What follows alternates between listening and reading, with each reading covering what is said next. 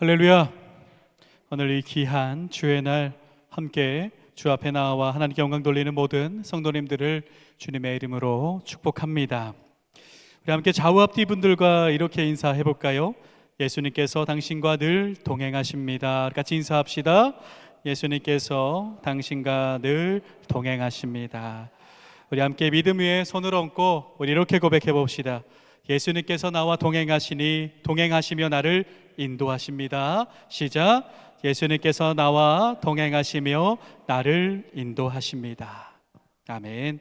이 고백이 하나님께서 기뻐하시는 하늘의 문은 열쇠가 되기를 주님의 이름으로 간절히 축원합니다. 오늘은 필요한 사람이 되십시오 라는 제목으로 함께 말씀을 나눕니다. 여러분, 말씀 제목에 있는 필요한 사람이라는 말을 들으면 어떤 사람을 떠올리십니까? 여러분에게 있어서 필요한 사람은 누구입니까? 라는 질문을 한다면 어떻게 대답을 하시겠습니까? 보통 생각에 필요한 사람이라고 하면 능력이 뛰어나거나 많은 것을 가진 사람이거나 어느 특출난 면이 있는 사람을 떠올립니다. 그러면서 나에게 필요한 사람을 나의 부족함을 채우거나 내가 원하는 필요를 빠르게 이루어주는 사람을 우리는 보통 필요한 사람이라고 생각을 합니다. 그런데요, 사랑하는 여러분, 오늘 본문은 우리에게 전혀 다른 기준을 세워줍니다. 그렇다면 진정으로 성경이 말하는 필요한 사람, 예수님이 말하는 필요한 사람, 내가 생각하는 것이 아니라 성경이 말하고 예수님이 말하는 필요한 사람은 누구일까요? 지난주 우리는 함께 변화산 사건을 나누었습니다. 변화산 사건이 어떤 내용입니까? 예수님께서 세 제자들을 데리고 산에 오르셨고 그곳에서 본래의 영광을 드러내신 사건입니다. 그때의 제자들은 그 놀라운 영광에 참여하면서 이는 나의 아들 곧 택함 받은 자니 그 너희는 그의 말을 들으라 라는 하나님의 음성을 따라서 영광에 참여한 이후에 그 산을 내려오게 됩니다.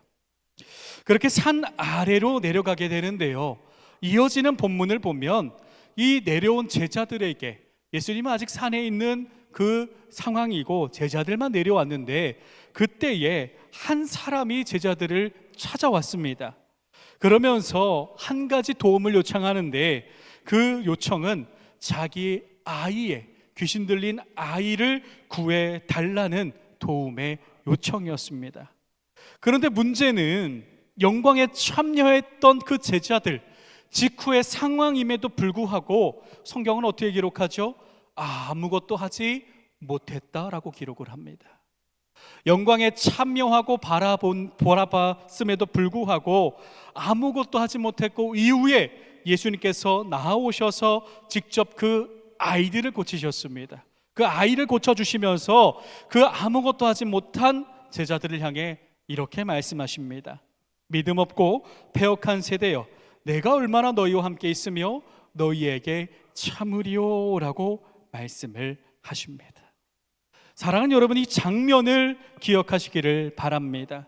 산 위에서 영광을 보고 내려온 제자들의 눈앞에 놓인 것은 화려하고 큰 무대가 아니라 도움이 필요한, 그리고 예수님의 말씀을 듣고 예수님의 그 걸음을 들었던 한 아버지의 도움 요청이었습니다. 그런데 영광에 참여하고 그럼에도 불구하고 제자들은 무력했다라는 겁니다. 왜 그랬을까요? 영광에 참여했음에도 불구하고 제자들은 왜 그곳에서 말씀을 가지고 그 아이를 구하지 못했던 것일까요? 오늘 본문 46절에 이 사건이 있은 직후에 46절에 이렇게 기록합니다. 제자 중에서 누가 크냐 하는 변론이 일어나니 라고 기록을 합니다. 어떤 말씀입니까? 제자들은 누가 더 큰가에 대해서 변론, 논쟁, 다투었다라는 겁니다.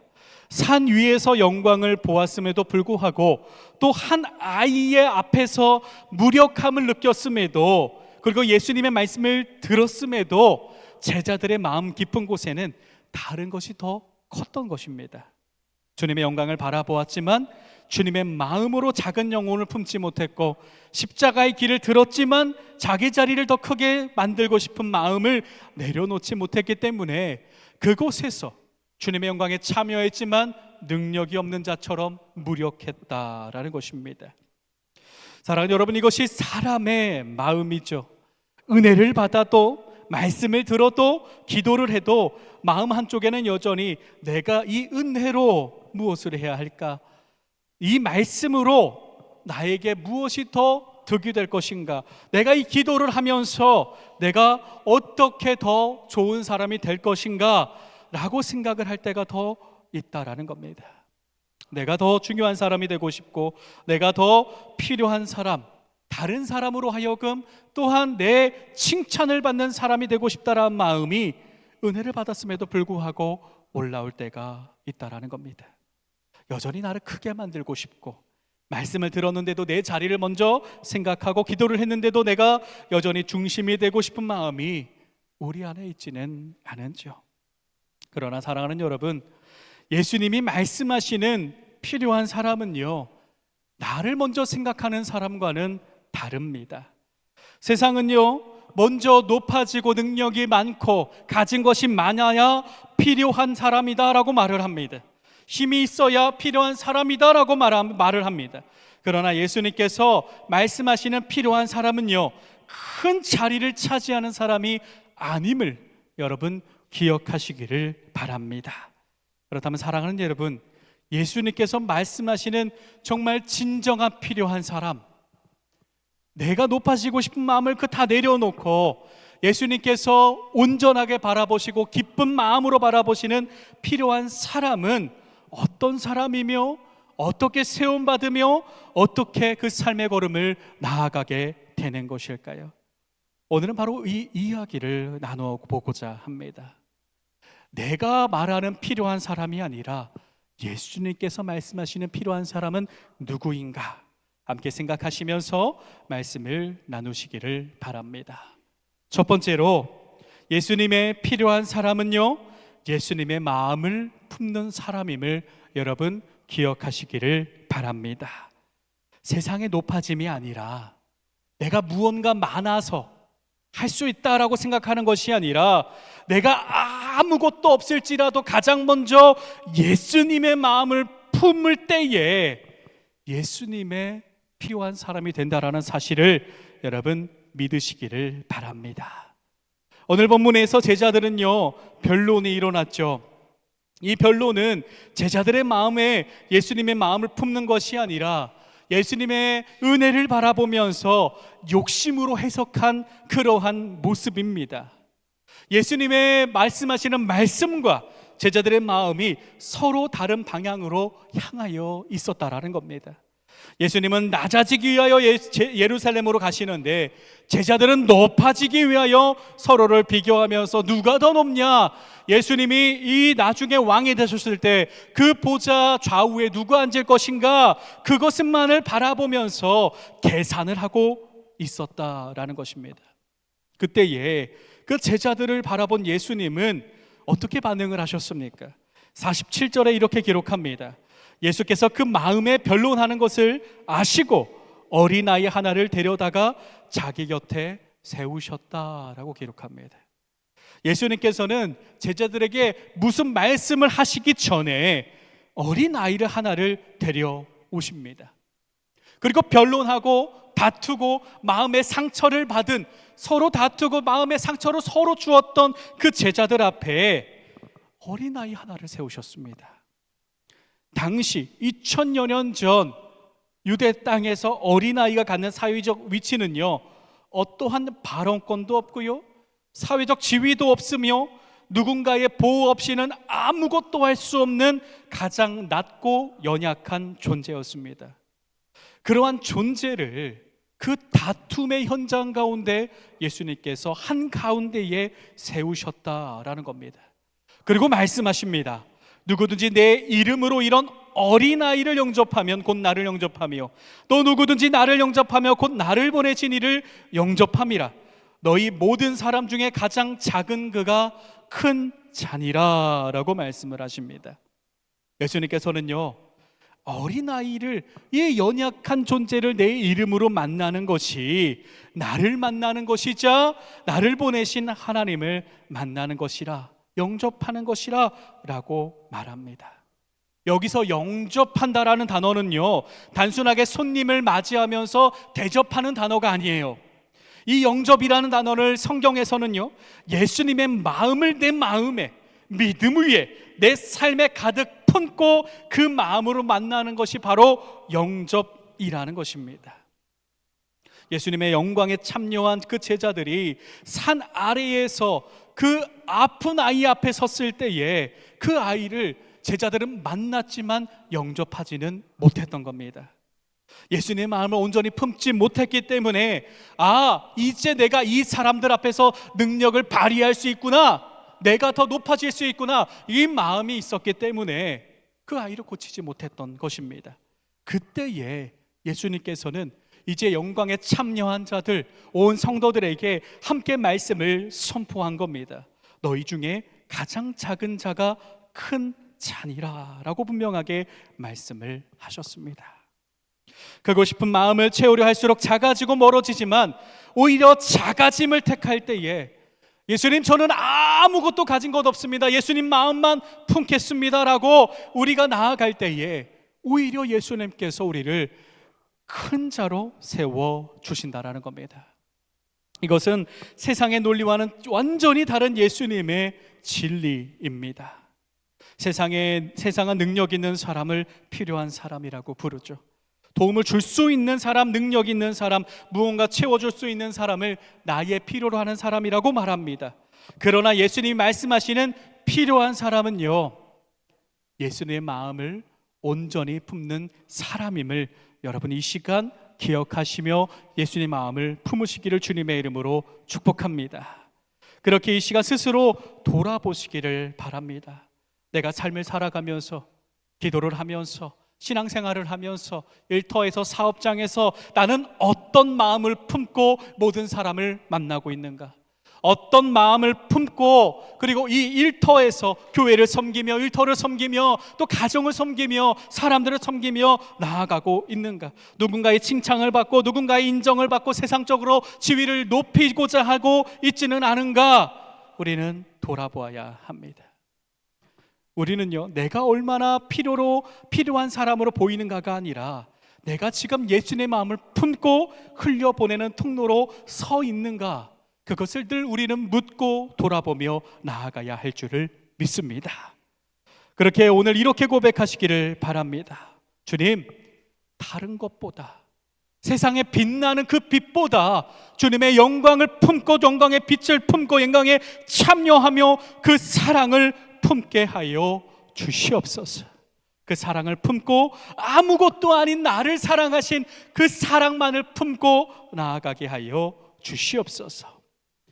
사랑하는 여러분, 우리가 예수님의 마음을 품기 전에 기억해야 될 사실은요, 예수님께서 나를 사랑하신다라는 겁니다. 예수님께서 사랑하실 때에 조건이 있었습니까? 너 이렇게 하면 내가 사랑할게, 너 이렇게 하면, 너 이렇게 기도하고, 너 이렇게 하면 내가 사랑할게 라고 말씀하셨습니까? 아니죠. 아무런 조건 없이 사랑하셨습니다. 그 조건 없이 사랑하신 그 예수님의 마음을 이제 품으시기를 바랍니다. 그때 우리는 예수님을 진정으로 만나가게 되고, 그리고 나아가 예수님의 이 세상의 사명을 감당할 예수님의 필요한 사람이, 내가 아무것도 없을지라도 온전하게 필요한 사람으로 세워지게 됨을 여러분 믿으시기를 바랍니다.